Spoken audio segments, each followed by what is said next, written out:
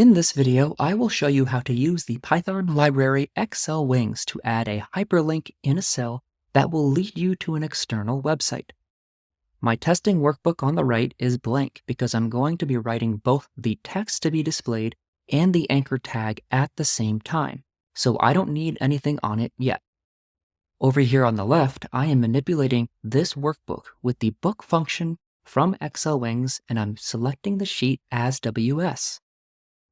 I will start off by selecting the cell I want to put this hyperlink in. I do that by using the worksheet's range function and passing it cell A3 as a string of text. I assign that cell the cell variable. Next, I will be using this bit of code to do the actual addition to the workbook.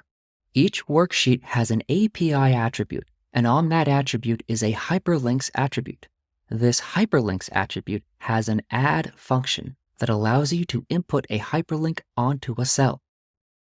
The following three arguments are required for a hyperlink that takes you out of Microsoft Excel and sends you to an external website.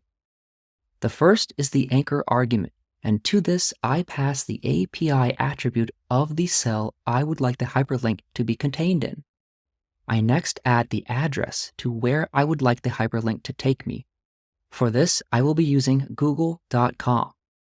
The final argument is text to display, which is the literal text that is going to be displayed in cell A3, as is pretty self-evident by the argument name. In executing this code, you can see that I have some new text stored in cell A3 on the right, and it is the text that I passed via the text to display argument in the add function. Take me to the web.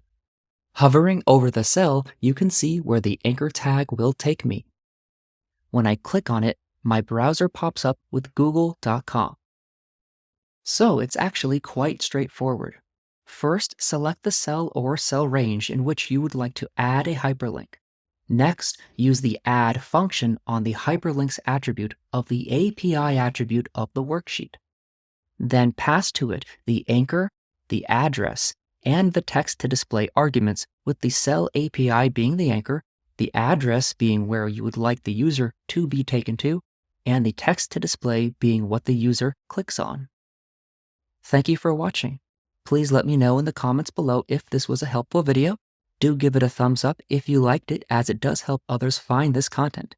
And don't forget to hit subscribe so that you know when the next video drops.